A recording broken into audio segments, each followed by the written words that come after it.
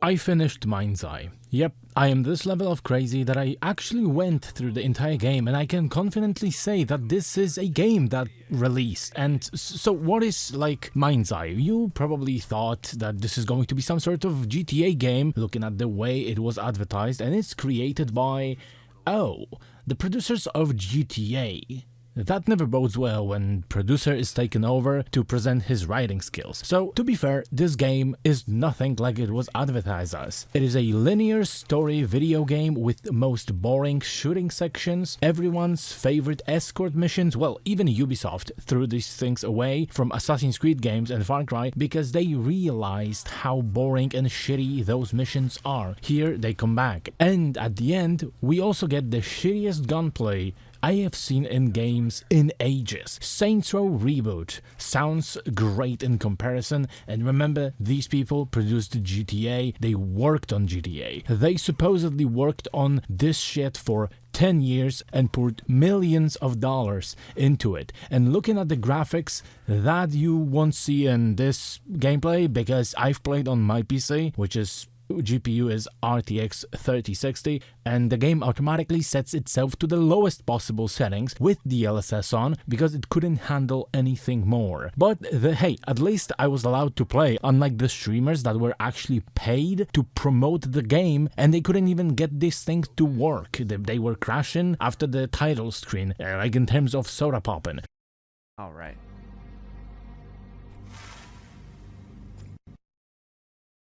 And I also know that they get money and they want to get paid, but I cannot feel anything but disgust for the people who signed the contract to promote this pile of shit. I don't even understand how this marketing avenue works. Like, you give the money to the streamer and this is going to play the game, but he also has to market as an advertisement so everyone knows that what they say it's not really true because he was paid to say it. And newsflash, nobody buys the game because they saw a sponsor stream. And you could have, well, just take that money and put it into the development, which would make maybe game a little bit more playable. And well, the performance of this game on every platform is terrible. PC, PlayStation 5, Xbox Series X, everything is crashing, lagging. Console version is locked to 30 frames and drops below that very often. And on PC, on RTX 3060, I managed to play in some sections, miraculously, 60 frames per second. In some sections. Other sections were visibly slower, around 30 to 40. And when basically the last act of the game came in, where there's a lot of enemies and a lot of shooting, the game started lagging so badly, so mad, dropping to something that cannot even be described as frames per second. It was a fucking slideshow. I was feeling like I'm playing in PowerPoint. The bugs are also extraordinary in this game. I rarely saw the same bugs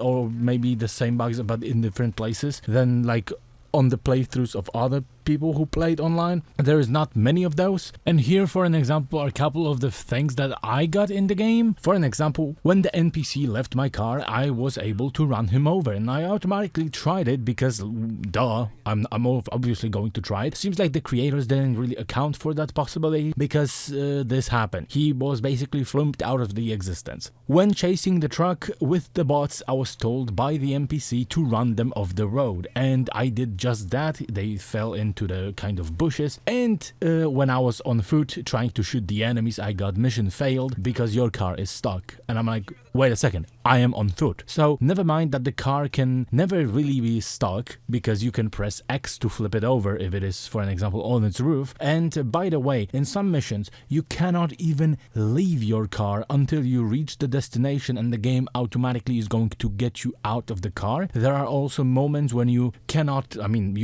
basically take any other car in the entire game. You have like a specific cars that you can take. So for an example, when I was driving from point A to point B, the typical missions you get in Mindseye, I had my back tires popped. So I was really slow and I couldn't reach the target because I would have to drive like 2 hours to this target. So there's no reload the checkpoint. there is also a reset the mission. So to reload the checkpoint, I was trying to see what I can do. So I left the car. In this mission I was actually allowed, tried to shoot my car, blew it up, stood next to it when it blew up, and when you are 100 HP and you stand right next to your car, you are going to be left with 2 HP and you are not going to die, and the character in the game actually heals automatically, so you are not going to be able to die. Thankfully, the game put out mission fail screen. Why? Because my car was destroyed. Yes, ladies and gentlemen,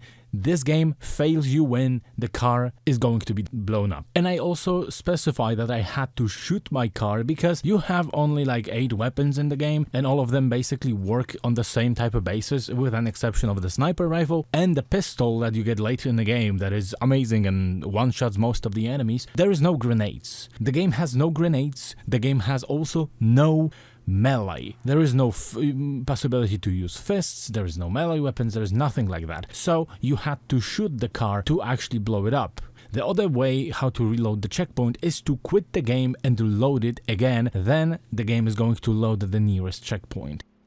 One time I was on my way to complete the mission where the objective was guiding me, but I took a little bit too much of a time because I had to find my way, so I got mission failed because I abandoned the mission while being right next to the building that I was supposed to get into.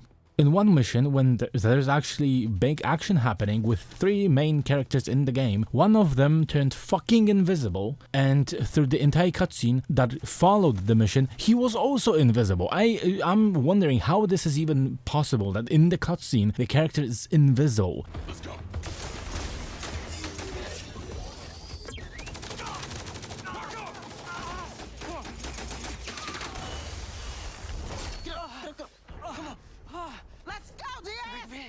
Get to the factory! Marco, we need to... The rocket! Tell Okada to get the clearance no matter what! Diaz, do not take him home! Get him somewhere safe! Copy that. Hang on, Marco. And he only spawned in the next cutscene when we reached the next point of destination. I flew to the next point of destination, then he finally spawned, and I kinda wanted him to stay invisible because I had time of my life. I couldn't stop laughing looking at this thing. They also implemented the mission when you have to go through the parking lot. So as you drive through it to get to upstairs, this is what your camera is doing and there is nothing you can do with that. I also had cars, the civilians, NPCs, driving off the road, hitting some kind of a rock for an example, shooting in the sky or blowing up or stuff like this. And one time when I hit the barricade because I couldn't stop my car in time, I just flew like a rocket. During one of the final missions, after completing objectives, you are attacked by robots. Those didn't trigger for me, and my NPC companion just stood staring at the screen and the bots continuously waited. Game of others on the streams that I checked online, outside of playing my game, had this shit happen in different places. For an example, Moist Critical's playthrough had the car that was supposed to follow him, he had it frozen and they wouldn't move. Different ones on Angry Joe's playthrough, which, for an example, he had the first mission when you get to shoot your gun, you are sent to kill some robots, and at this point, these robots would not move and they would be continuously stuck shooting other droids.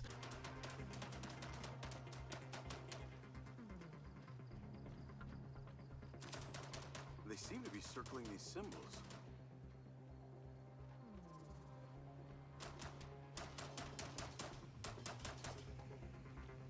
You having fun?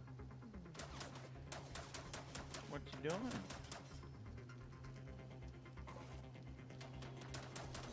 Oh. Oh, where you going?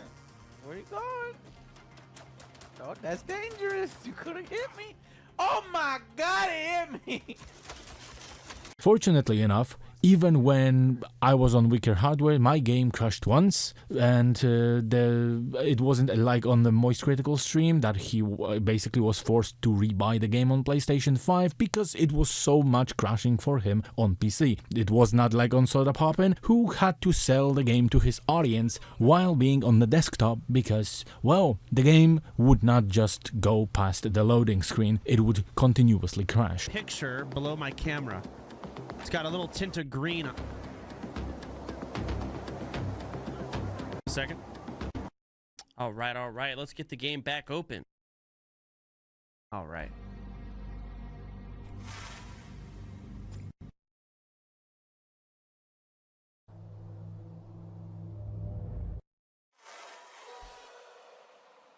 All right. Try this again.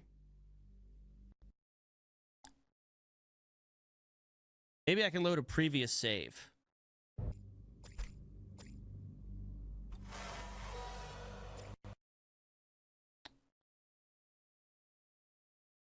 Huh. But anyways, guys, you can check out Mindseye on Steam for $59.99.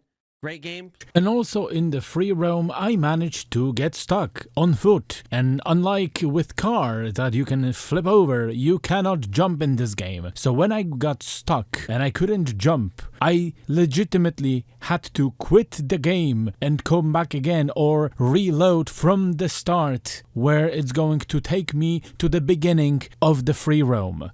So all of this road goes straight up to your ass. But looking at the game, how it is constructed, I simply don't even know what to say. You have this big map. They created this big map, and there is some size to it. This is a chunky boy, and you cannot do anything except for follow the quest marker, because if you don't, or maybe you take too long, or maybe you stray too far away, the game is going to spit out mission failed on your screen. There is no open world, at least not in the main game. There is a separate free roam mode that's empty as fucking desert, and you can also only play the missions that you also can pick from your main menu from the official playlist. So I don't know what's the point of the open free roam, and it's empty like a fucking desert, and I feel like I'm genuinely making wrong comparison, because Dune Awakening is happening on a fucking desert, and there is more things to do in Dune Awakening than in this piece of shit. But in the free roam you can get to the water, because there's no water in the entire game. There is no swimming sections, there's no nothing. So as I was trying to get to the closest water near me, I died, because the game, if you get too close to the water, because they don't want you to get to this place, because they couldn't even put the invisible wall, they are going to just kill you if you are on foot, or blow your car if you are driving. I'm not even joking. They couldn't even just put the screen go back in 3, 2, 1 or something. No, your car just explodes. In free roam, you also cannot even get to any car or the chopper, because the game doesn't allow that. You have only one car and you can only use this one singular car. You cannot get to anything, because I wanted to actually get to the chopper and search for the water from the top to know where I am supposed to go. There is nothing, because yes, the game doesn't have an option to show full map. There is no map in the game. You cannot display the map in the single player mode. You cannot display the map in the free roam. There is no option like that.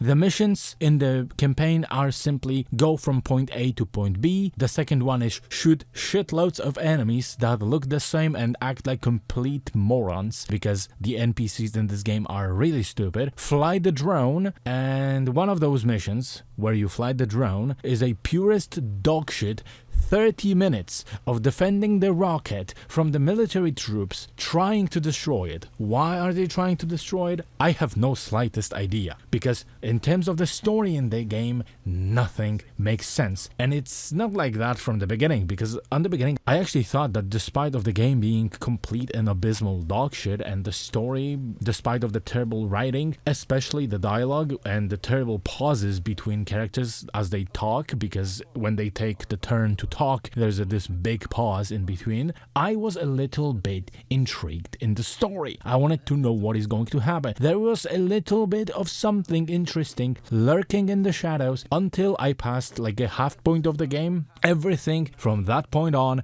was all over the place.